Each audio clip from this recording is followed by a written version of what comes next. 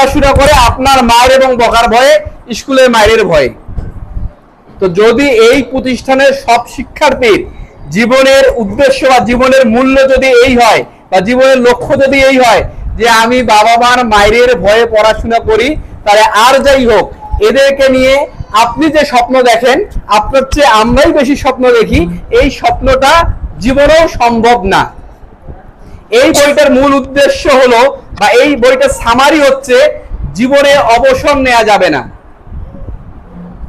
আপনার সারা জীবনে আপনি যদি দীর্ঘ জীবন চান, সুখী জীবন চান, আপনি কোনো ধরনের অবসর নিতে পারবেন না, মানে অলস সময় কাটাতে পারবেন না। যে কি করি এমনি, কি করতেছে যে এমনি বসে আছি, কি করতেছে এমনি শুয়ে আছি, কি করতেছে এমনি মোবাইল চাপতেছি। আপনি মোবাইল চাপতে পারেন কিন্তু সেটা অর্থ এমনি না। আপনি বসে থাকতে পারেন কিন্তু সেটা অর্থ এমনি না। আপনি যে কোনো কিছু, আপনাকে সব সময় কিছু না কিছু করতে হবে।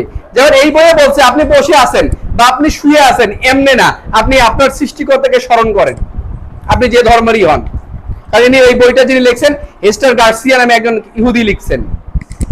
তো মূল যে বিষয়টা, এবং আমার যে নতুন যে বইটা ইদানিং পড়লাম সেটা হলো যে এই বইটা যে স্কুলিং ইসলাম, এটা মোহাম্মদ কাসিম জামান এবং রবার্ট হেফনার এই বইটা লিখেছেন। এটা হলো বিশ্বব্যাপী মাদ্রাসা ব্যবস্থার উপর 12 জন প্রখ্যাত স্কলারের 10 মাসের সম্মিলিত গবেষণার একটা রূপরেখা। ইনি সারা বিশ্বব্যাপী ইসলামী শিক্ষা ব্যবস্থা নিয়ে গবেষণা করছে। এই বইয়ের সামারি হচ্ছে যে ইসলামী শিক্ষা ব্যবস্থা একসময় বিজ্ঞান ছিল, অর্থনীতি ছিল, রাজনৈতিক পলিটিক্স ছিল, এই জন্য ইসলামটা সারা বিশ্বে ছড়িয়ে গিয়েছিল। কিন্তু পরবর্তীতে শিক্ষা ব্যবস্থাটাকে ধ্বংস করার জন্য, যেমনটা বাংলাদেশের জেনারেল শিক্ষা ব্যবস্থাকে ধ্বংস করার জন্য যারা শিক্ষার লাইনে আছেন, বইয়ে দেখেন কিছুই নেই, 1 to 3 পর্যন্ত পরীক্ষা নেওয়া যাবে না, তাই কিনা? আমি প্রাইমারিতে আছি, 1 to 3 পর্যন্ত বাচ্চার পরীক্ষা নেওয়া যাবে না। তারপরে দেখা গেল কি যে বইয়ে তেমন কিছুই নেই। মূল যে বিষয়টা হচ্ছে আমাদের সন্তানরা কতটুকু নিতে পারে আপনাদের কল্পনার বাইরে। আমরা সহজ করার জন্য দিন রাত কাজ করে যাচ্ছি। এইখানটা আমরা সহজ করার জন্য দিন রাত কাজ করে যাচ্ছি। আমি এই যে 3 ভাষার যে হুজুর যে ব্যাখ্যাটা দিয়ে গেলেন যে 3 ভাষার একক গ্রামার, আমি 9 10 এক স্যারের সান্নিধ্য পেয়েছিলাম না, ক্লাস 10-এ আমি যখন পড়ি। তো আলহামদুলিল্লাহ তখন আমি এটা পড়েছিলাম। আমি হেদায়েতুন নাহু বুঝি না, ওই স্যার আমাকে ধরিয়ে দিয়েছিলেন যে এইভাবে এইভাবে পড়ো।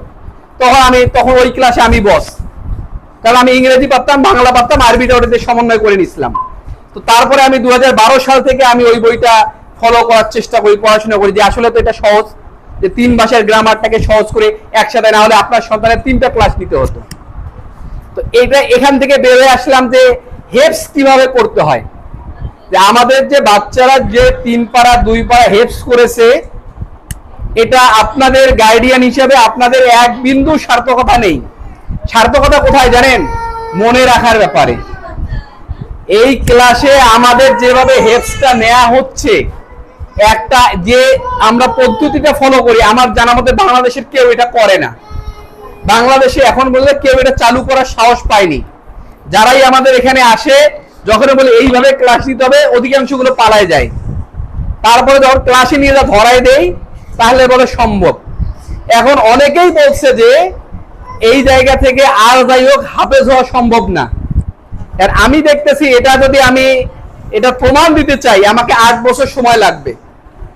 আমাদের বাচ্চাদেরকে পর্যবেক্ষণ করে আমার এই প্রতিষ্ঠানে আপনাদের কিছু সন্তান এমন রয়েছে যাদেরকে 1 বছরেই হাফেজ বানানো সম্ভব।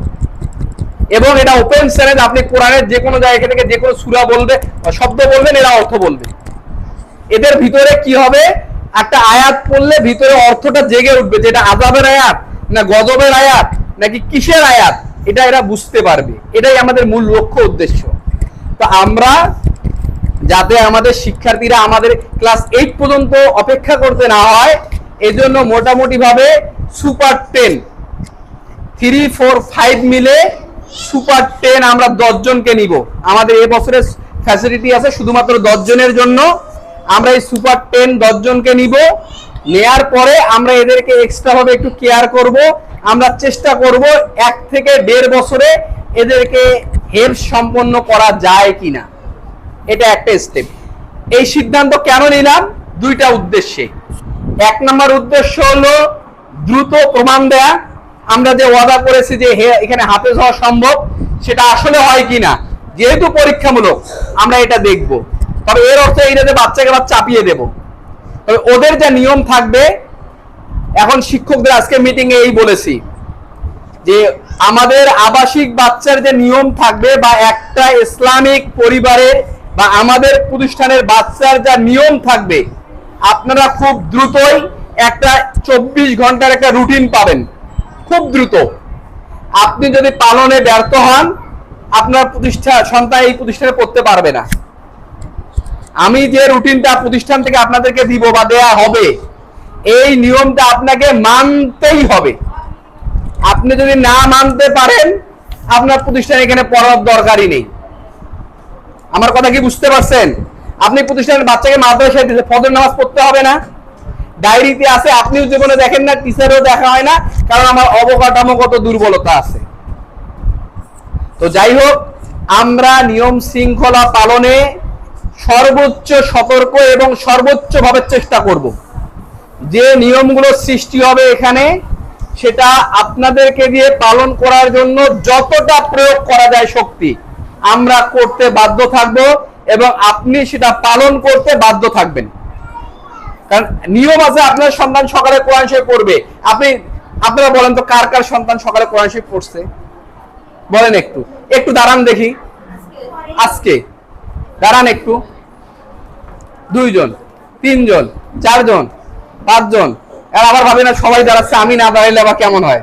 ঠিক আছে, আচ্ছা দেখেন, আমার এখানে একজন শিক্ষক মানে বাংলাদেশে কোথাও নেই যে হেফজ মুখস্থ করায় দেয়, সবক মুখস্থ করায় দেয়। বাংলাদেশে